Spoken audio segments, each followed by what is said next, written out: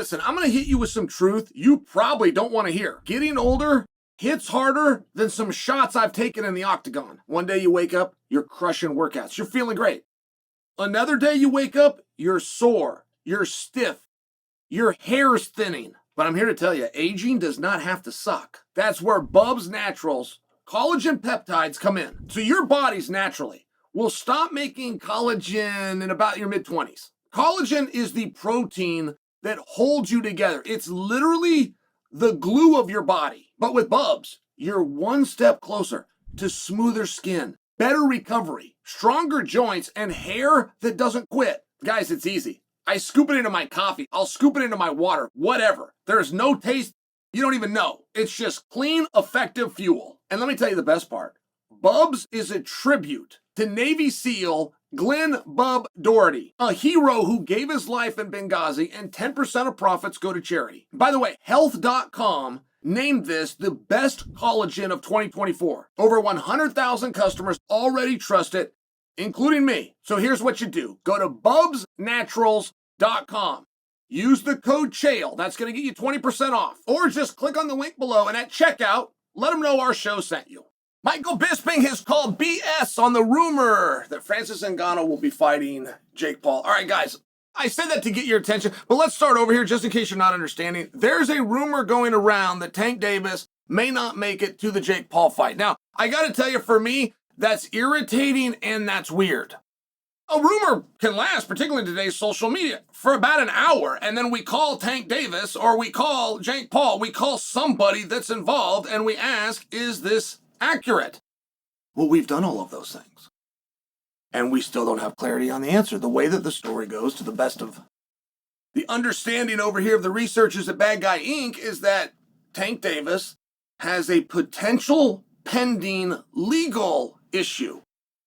And I don't want to dismiss that. I don't want to make light of that, and I don't really know anything more about it. But what's that got to do with it? I mean, what are you telling me? Are you telling me that there could be some paperwork filed that is going to drag Tank Davis and his legal team in a direction? What would that have to do with fighting Jake Paul? Now, is that because you don't want to do business with a guy that could have those accusations out there? You don't do business with any guy that happens to have impending legal issues. I'm asking. I'm giving you an opportunity to answer the question. You don't believe in innocent until proven guilty, or maybe you got a state commission, and the state commission, which, by the way, gives a license, which is a privileged license, and perhaps they are going to warrant it under review, and it's going to hold up the fight. I mean, I'm just throwing all these different options at you. I'm trying to understand. If Tank Davis has a contract and a promise to fight Jake Paul, and Tank Davis is willing to honor that contract, and Tank Davis is not injured or ill, then what are we talking about? What could it possibly be? Why would we stop from doing that fight? Is it a criminal charge? Is it a civil charge? Is there... What would stop them from doing that fight? Would he have a travel restriction? Or is it what I just said? Is it just simply, if those headlines come out, whoa, I can't put that guy on TV? Is that what it is? Because we could get those headlines to come out in 5 minutes. It's the internet. You can be a 6'5" man or a 5'6" woman. We can do it real quickly. Elvis Presley could be dead, or he could be crossing the road with Bigfoot. I mean, I'm just asking, like, what difference does it make? And who's the one rendering that decision? And it would seem that however this is going to go, you would know. And if you do know, then who are you going to go with? Who are you going to go with for Jake Paul? Because the golden rule, of course, and the first rule is that the show must go on. So there's been speculation that Nate Diaz was contacted. I actually talked to Nate over the weekend. But I talked to him before this had come out, so I didn't ask him that question. And you want to know what I asked Nate? I actually asked him what he eats after he makes weight. I want to know what his go-to meal after weigh-ins was. Eats a burrito, told me. Has a smoothie and a burrito. For some reason, that's just funny. You know, you're dehydrated, you get off a scale. It's just an interesting combo. All right, smoothie and a burrito. Can I jump in? Yeah, go ahead. TMZ did an interview with Francis Ngannou who says, I'm not fighting Jake Paul. Makes no sense for me. I appreciate it. So let's stay with that. Where I was going to go with my story is when we're doing the speculation of who could possibly be filling in if Tank speculation is true and he comes out. First off, Nate Diaz's name came up, and then Ryan Garcia's name came up. And I was so impressed with Ryan Garcia in his last fight and all the showmanship. And I guess it was 2 fights ago that he looked really great, but I'm just sharing that. That was of interest to me. And then all of a sudden I get Francis's name. Francis Ngannou's name comes up. I'm talking with my partner, Ryan. And we're like, name one person you'd rather see Jake Paul fight. Name one person, if they're going to fill in, you'd rather see than Francis Ngannou, which, by the way, a large part of the Jake story is hatred towards Jake, right? Like people wanted to pull him down because he has so over-succeeded in this area. But then secondly, is a real challenge. Now, how Tyron Woodley, Ben Askren, Anderson Silva, Mike Tyson, how those aren't real challenges, I don't know. But this is the story as we're told. And do you see where that would satisfy so much?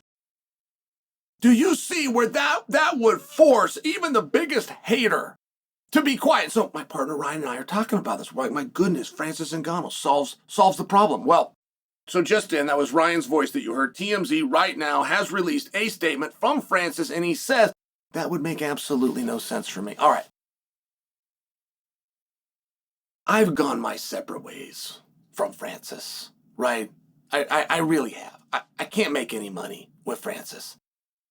It's a very unique and small crowd that knows who Francis is or is interested in Francis. But one of the things that I've always had to cover when it comes to Francis, and one of the reasons I have such a difficult time praising him.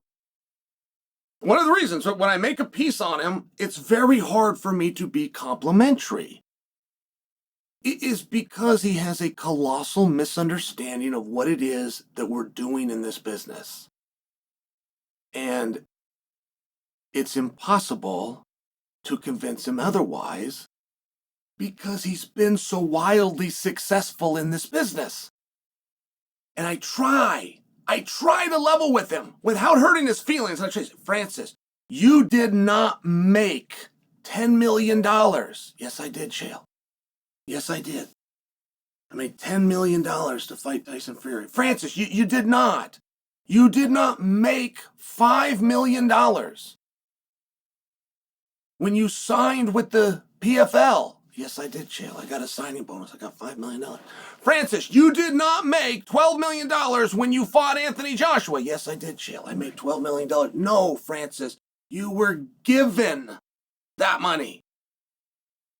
You got that money, which feels the same to you, right? Either way, for your family, it's a big celebration. Just important that you understand the distinction. If you made $10 million, then that means you created a revenue and you got a piece of it, and your piece was $10 million. It means the guy that wrote the check to you also made something. As opposed to you got $10 million and the guy that wrote the check to you, net worth has now gone down. And I bring this to you because if Francis was to make a statement, we don't know how old Francis is. We can agree that he's at least 40 years old. I don't know what number gets at, but we can agree that he's at least that number. And we don't really know what to do with him. PFL, they don't really know what to do with him. They don't really know what matchup to go with him. And boxing doesn't really know what to do with him.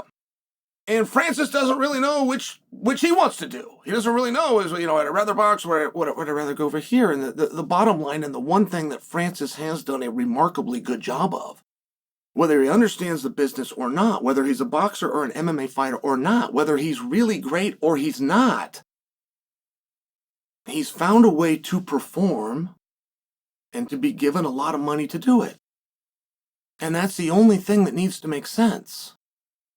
There is no ranking that would make sense. When Francis says fighting Jake Paul wouldn't make sense, well, what in the hell do you think Tyson Fury got for boxing you? You weren't ranked. You've never had gloves on.